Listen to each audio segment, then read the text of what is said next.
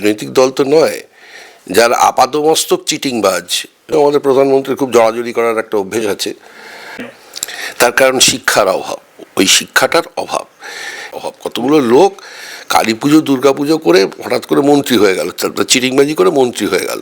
গতকাল যে মেসির যে ইভেন্ট ছিল, আমরা চরম বিশৃঙ্খলা দেখলাম। একটা অভিযোগ হচ্ছে যে যাকে দেখতে 10,000, 15,000, 20,000, 25,000 টাকা দিয়ে অবধি মানুষ টিকিট কেটেছে, তারও বেশি টাকা দিয়ে।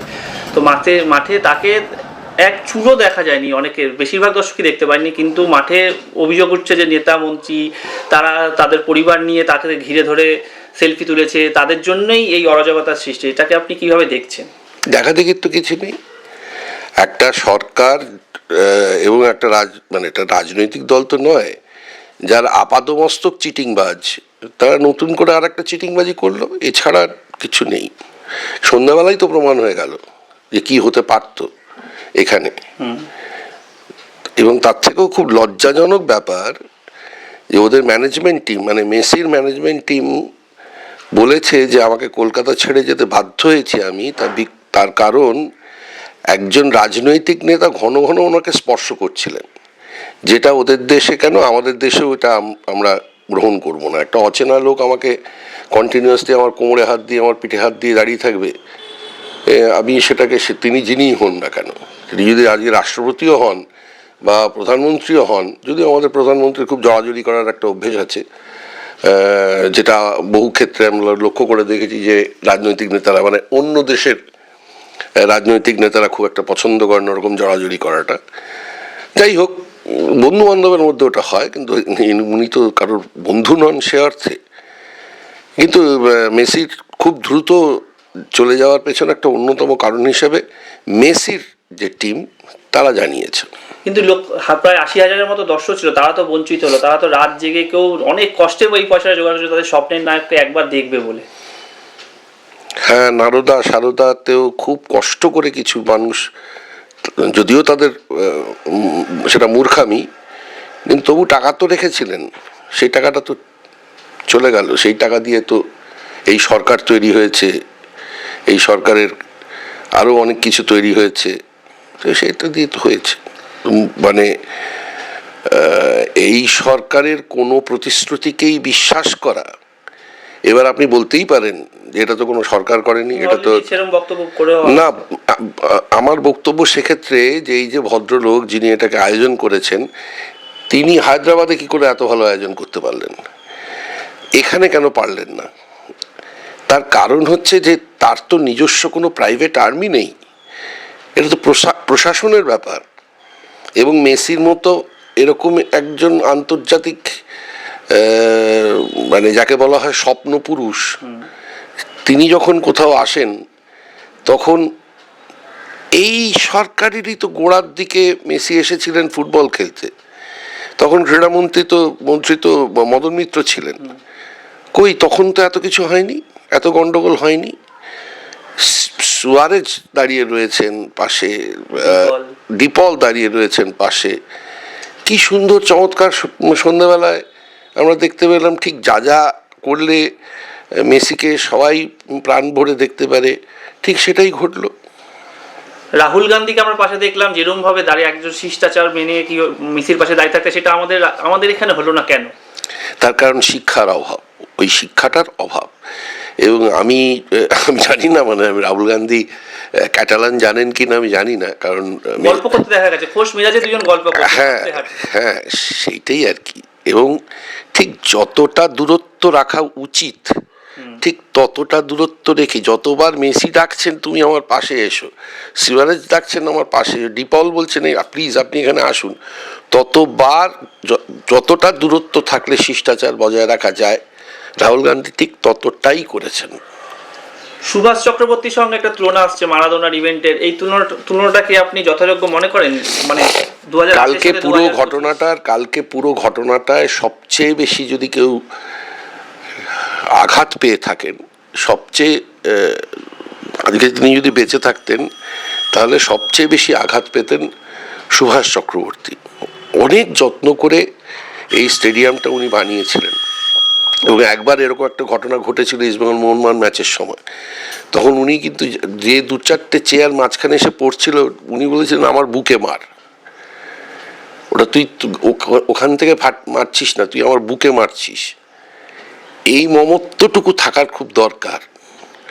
এবং তার থেকেও জরুরি দরকার লাগে যে শৃঙ্খলা বোধ, ব্যক্তিগত নয়, শৃঙ্খলা বোধ, একটা সম্পূর্ণত বা একটা প্রশাসনিক শৃঙ্খলাবোধের যে অভাব এবং ব্যক্তিগত আসলে শিক্ষার অভাব, সম্পূর্ণ তো শিক্ষার অভাব। কতগুলো লোক কালী পুজো দুর্গা পুজো করে হঠাৎ করে মন্ত্রী হয়ে গেল, চিটিংবাজি করে মন্ত্রী হয়ে গেল, তার ফল এটা। ম্যানেজমেন্টের দিক থেকে তো দক্ষতার অভাব। সুভাষ চক্রবর্তী যত সাকসেসফুল, মারাদোনা শুধু যুবহতে দিয়েছে না, মোহনবাগান মাঠে গেছে, মহেশতলার মতো মানে একবারে বাইরের পরিবেশে গিয়েও ইভেন্ট করে এসছে। দেখুন, আমি সেই সময় সিপিআইএম সম্পর্কে অনেক তাদের ত্রুটি বিচ্যুতির কথা বলতাম, কিন্তু সেই ত্রুটি বিচ্যুতির হচ্ছে ভবিষ্যৎ নিয়ে। বর্গা অপারেশনের থেকে কেন আমরা মানে কোঅপারেটিভে চলে গেলাম না? এই এত ছোট ছোট জমি, হ্যাঁ জমি দিয়েছেন ঠিক আছে, কিন্তু সেই ছোট ছোট জমি তো আরও বাড়তে থাকবে পরিবারের সংখ্যা, কেন সেখানে কোঅপারেটিভে গেলেন না? এই সব নিয়ে আমরা প্রচুর কথাবার্তা বলেছি, কিন্তু এই আবার দুহাত তুলে আমরা প্রশংসা করেছি এই ঘটনাগুলোরই, যখন প্রচুর পরিমাণে ফুটবলের টিম আসতো বাইরে থেকে, প্রচুর পরিমাণে নাচের দল আসতো, থিয়েটারের দল আসতো, বড় বড় থিয়েটারের দল আসতো। কলকাতা ফেস্টিভ্যালটা ইন্টারন্যাশনালি একটা অ্যাক্লেমড ফেস্টিভ্যাল হয়ে উঠেছিল। এগুলোতে তো আমরা দুহাত তুলে প্রশংসা করেছি। তার একটা বড় কারণ আবার একটা শৃঙ্খলাবদ্ধ দল, রাজনৈতিক দল শৃঙ্খলাবদ্ধ। আজকে আমি আপনাকে জানি না এটা পশ্চিমবঙ্গীয় বিজেপি হলে কি হতো, কিন্তু তারাও তো ক্যাডার বেসড দল, তাদের একটা চূড়ান্ত শৃঙ্খলা থাকে। কালকে তো মানে তারা কংগ্রেসই জায়গা তথাকথিতভাবে যদি কেউ বলে, তারা কি করে? তার কারণ শিক্ষা। দক্ষিণ ভারতে যে পরিমাণ শিক্ষার এবং সহবতের যে পরিমাণ মানে তাদের কি বলবো অভ্যাস আছে, এদের তো সেই পরিমাণ শিক্ষা এবং সহবতের কোনো অভ্যাস নেই, তার ফল এটা। মুখ্যমন্ত্রী একটা ক্ষমা চেয়ে টুইট করলেন, শতদ্রু দত্তকে গ্রেপ্তার করা হলো, অনেকে যেটা বলছেন যে তাকে বলির পাঠা করা হয়েছে। অরূপ বিশ্বাসের এগেনস্টে কি স্টেপ নেওয়া উচিত ছিল মুখ্যমন্ত্রী? হ্যাঁ, নেওয়া তো উচিত ছিল। দেখুন, আমাকে কেউ যদি জিজ্ঞাসা করে তাহলে আমি খুব স্পষ্ট করে বলবো যে ওনাদের এই সমস্ত ব্যক্তিগত ইচ্ছাগুলো সেগুলো মিটিয়ে নেওয়া উচিত ছিল ক্লাব হাউসের মধ্যেই। তারপরে ক্লাব হাউসের পর থেকে একেবারে সাংবাদিককুল অন্তত 100 মিটার 50 মিটার দূরে থাকবেন, এবং ওনার যে নিজস্ব সিকিউরিটি তারা থাকবেন। একটা আর কিছু না হলো সকালবেলা রোদ্দুরে কষ্ট হচ্ছে বলে একটা জিপে দাঁড় করিয়ে দিলেও হতো, জিপটা একটা পাক মেরে আসতো। আমি যদি সংগঠক হতাম তাহলে দুটো টিমের গোলকিপার থাকতো দুটো দিকে, উনি একটা করে গোল করতেন বা করতেন না। হ্যাঁ হ্যাঁ, মানে হায়দ্রাবাদে কতক্ষণ ছিলেন উনি? আধ ঘন্টাও থাকেননি মাঠে, কিন্তু মানে আধ ঘন্টা থাকেন মানে মানে কার্যকরী ভূমিকায় আধ ঘন্টাও থাকেননি, কিন্তু তো পুরোটাই তো সফল হয়েছে, মানে যেটা হওয়া উচিত ছিল ঠিক সেটাই হয়েছে। মেসির মতো একজন ক্যারেক্টার, সে কলকাতা বাংলা থেকে যে অভিজ্ঞতা নিয়ে গেল, সে আগামী ওয়ার্ল্ড কাপও খেলবে, আমাদের কতটা লজ্জা। গতকাল যা হয়েছে, আমার যারা বিদেশি বন্ধু বান্ধব আছে, মানে যারা বাঙালি কিংবা অবাঙালি যে সমস্ত বন্ধু বান্ধব, প্রায় 18-19টা দেশে তারা থাকে, তারা যে ভাষায় গালাগাল করেছে, বলছে আমাদের এখানে ন্যাশনাল চ্যানেলে দেখাচ্ছে এগুলো, এইটা কি হচ্ছেটা কি, এগুলো ন্যাশনাল চ্যানেলে দেখাচ্ছে। কারণ মেসি যেখানেই যাবেন সেখানেই পিছনে সেই দেশের বা বিদেশের ন্যাশনাল চ্যানেলগুলো থাকবে।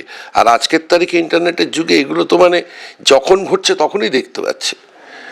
তো খুবই মানে সারা বিশ্ব জুড়ে খুব লজ্জার জায়গা তৈরি হয়ে